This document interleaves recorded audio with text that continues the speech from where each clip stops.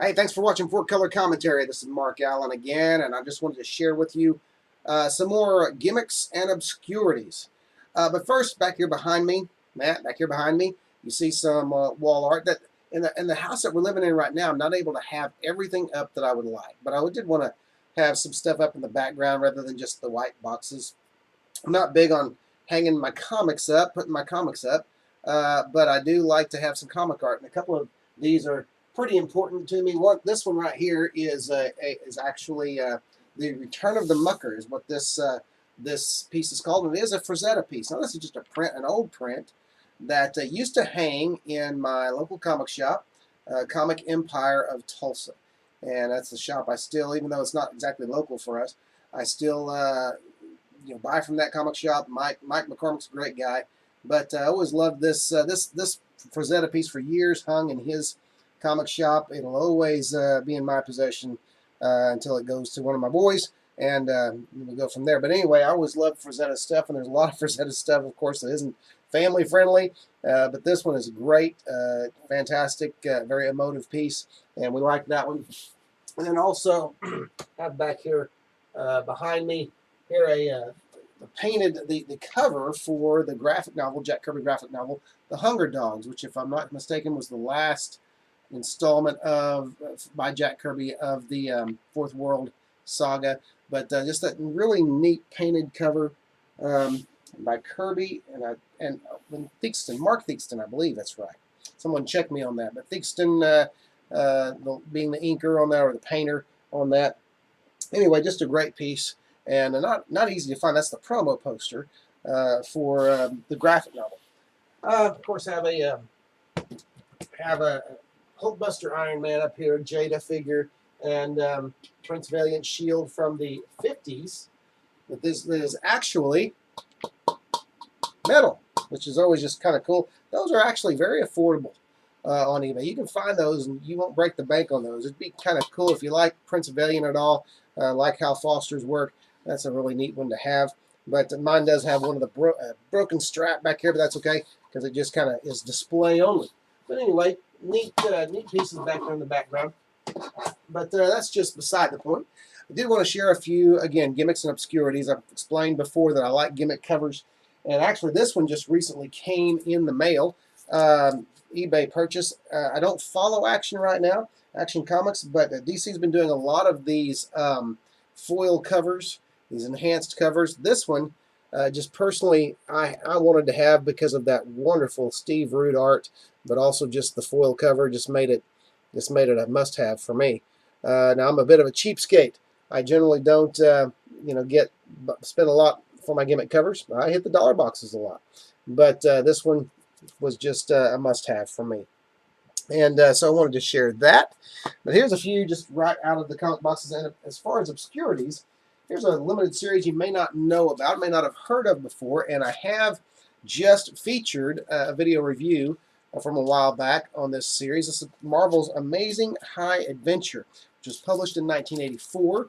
And you've got, within this work, you've got stories by by some of the best writers and artists of any time, really. But just wonderful. You got some Al Williamson art in there. You got some Severin art, some Val Mayerik art. Mark Wheatley art.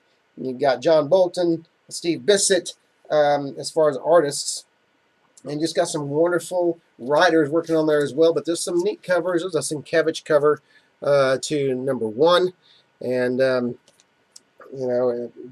I can't name all the artists on all these covers, but you see just kind of this is an anthology book. You have a lot of really neat stories from all over the world and all over from different eras.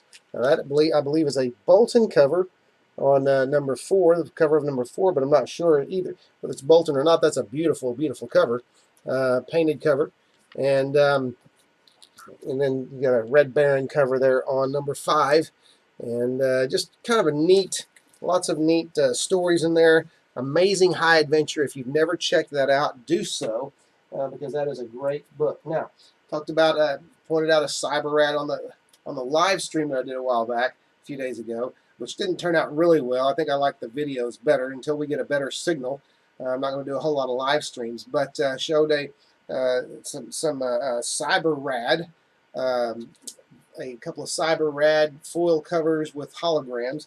This is a cyber rad glow in the dark cover, and whenever you see when it's not glow in the dark, you see "I am not a machine." And then the glow-in-the-dark cover, of course, the glow-in-the-dark highlights other aspects of him, and it says, I believe, the caption actually is, "I am a machine," in the glow when it glows in the dark. So anyway, just kind of a neat gimmick cover, and gimmick covers for me, that's where it's at. I like gimmick covers.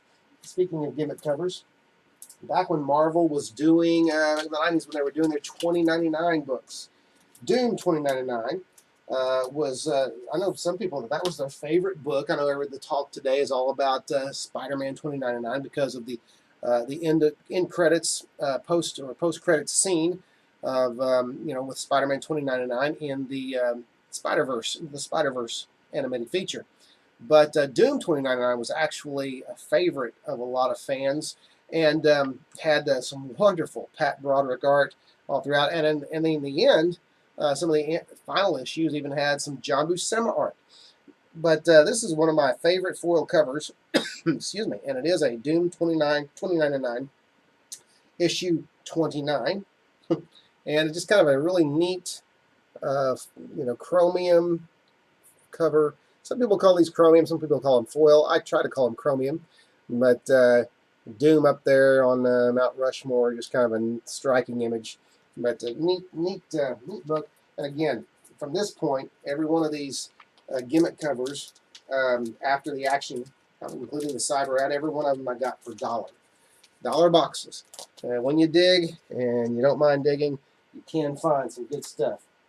Speaking of good stuff, there was a story back also in the 90s with Punisher called Double Edge. Double Edge was, as Marvel would do a lot back then, it was bookcased by a couple of issues, kind of an alpha and omega issue type thing. But this is Over the Edge begins here. This is another chromium cover, full spread with Carrie Gamble doing the art there. I always like Carrie Gamble. Great underrated artist, I believe. But just a neat cover there. And then the other bookend, I should say bookend. I said bookcase, bookend. The other bookend cover being a Joe Quesada cover. I'm not even quite sure who did the. Looks like it might be. No, penciler was Doug Wheatley. But anyway, the Quesada cover is wonderful.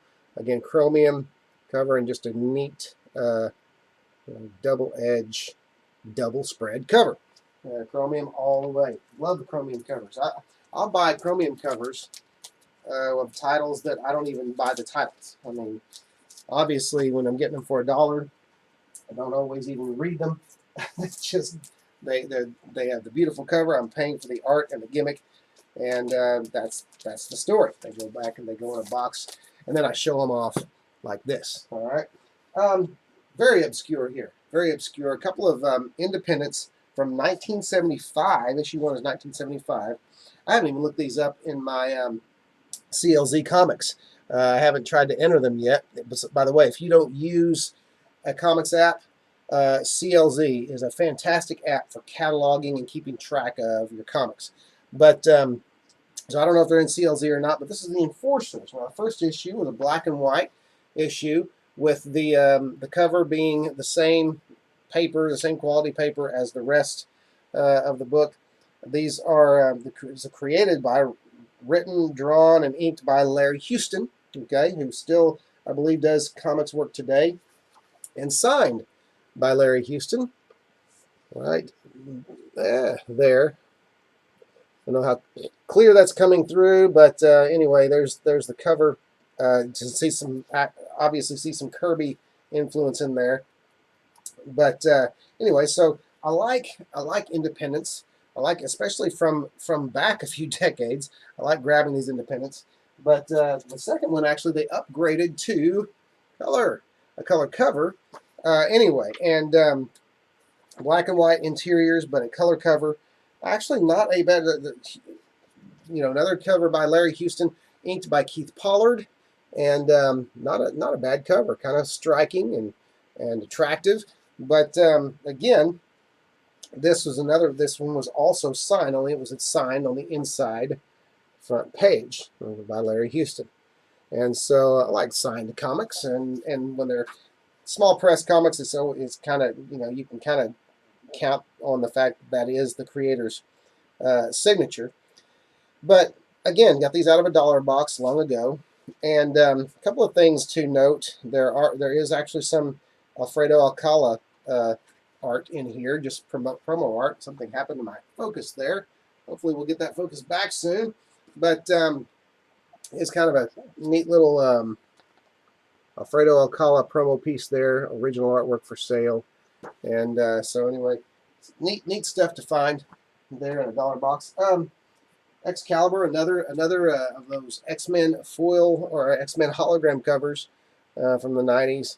Fatal Attractions storyline. That is a Nightcrawler hologram. And there's my phone. It always goes off when I'm doing a video.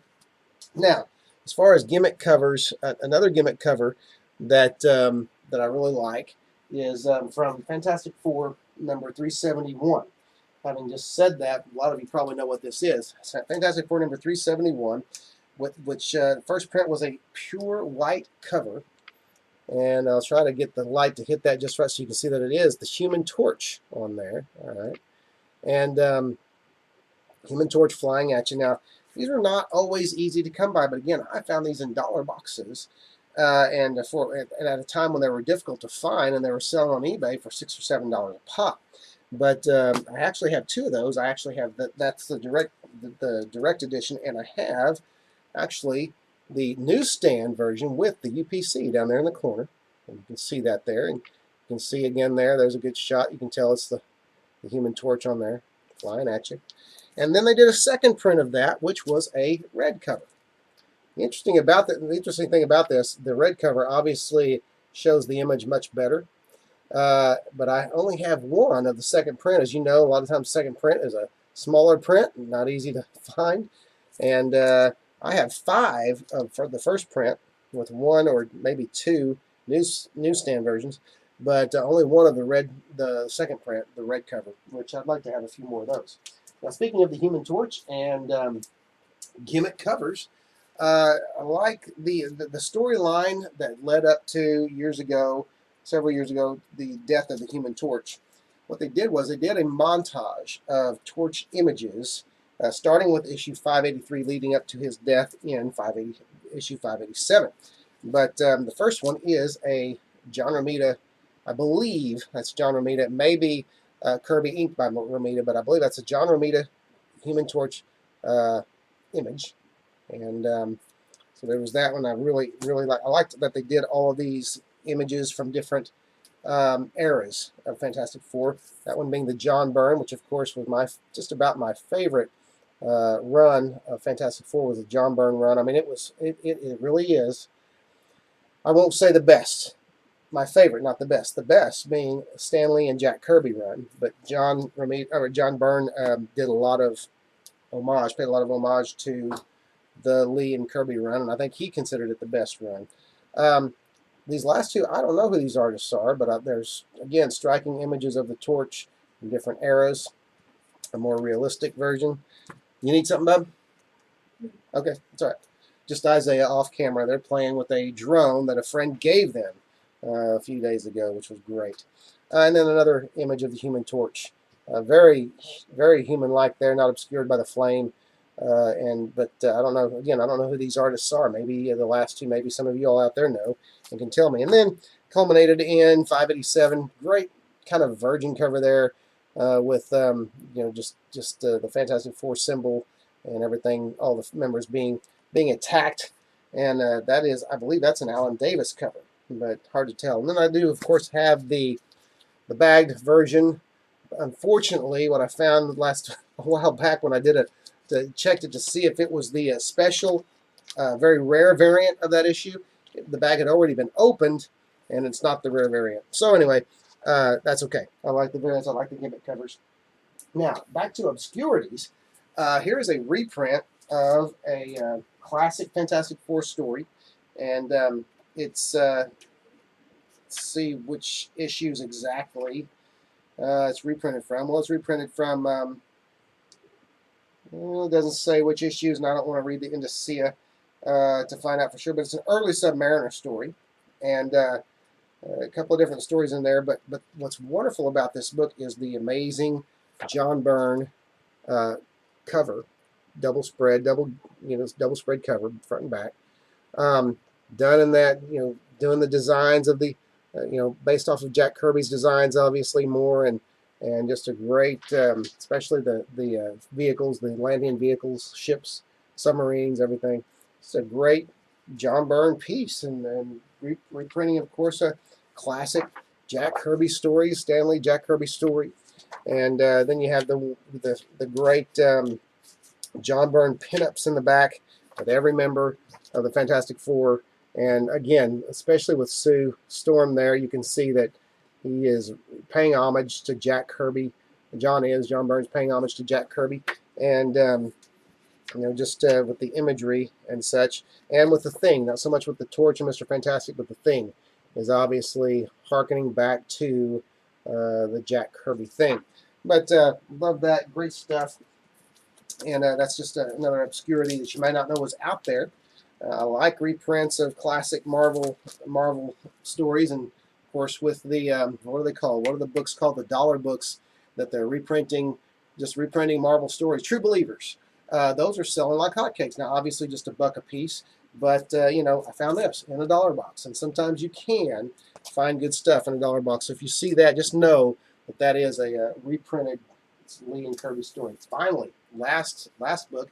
It is a gimmick comic, and it goes back also to Marvel's 1990-2099 books, and it is a Chromium Fantastic Four 2099 with a double-page spread. Now that is, I believe, a Rick. Wait a minute, let me see. Yep, Rick Leonardi, inked by Al Williamson piece, and just the Chromium. Love the shine. I just love it. I love the Chromium. I love the foil. I love all that stuff. I am, at the same time, an old comics curmudgeon, so to speak, who, it's weird. I like old-fashioned ways of doing comics. I like good stories, solid art, all that stuff. And I don't like a lot of gimmicks, but I do like, some of them. I like the shiny covers. I'm attracted to shiny things, so maybe you're the same way. But I do know guys from my era and before who they poo-poo all of this. They're just like, more gimmicks, more gimmicks. I don't like the gimmicks. I like the gimmicks. I don't like them all, but hey, that's why they make chocolate and vanilla, right? So anyway, hey, that's all I've got right now. But do look for them. I mentioned a while back, in fact, I have it here, but I mentioned a while back, found this golden record at the flea market a while back, the Superman and the Tarzan songs. I managed to get those recorded, and I'm going to be releasing videos soon with those. The Tarzan is going to have, they're going to be each in their separate videos, and I do know I'm going to include other Tarzan material with that one. I was always a big fan of Tarzan growing up, mostly at the TV show, but also of the Marvel series, and I'll be coming up soon with a review on that as well. But hey, thanks for watching 4-Color Commentary. That's all I have for you now. More coming soon, and a big shout out again to guys like Comic Tom out there who's just killing it on YouTube, to John's Comics with Kids. Y'all did a great live stream this morning, Saturday morning comics, and so anyway, just keep rolling out those videos. And hey, if you haven't subscribed yet, do that. Share a video, share some videos, and remember, I featured a video on Marvel's amazing High Adventure, miniseries, 5-issue miniseries from 1984. It's a great series, especially if you like anthologies. It's a great series. Check it out, and we'll see you next video. Thanks for watching.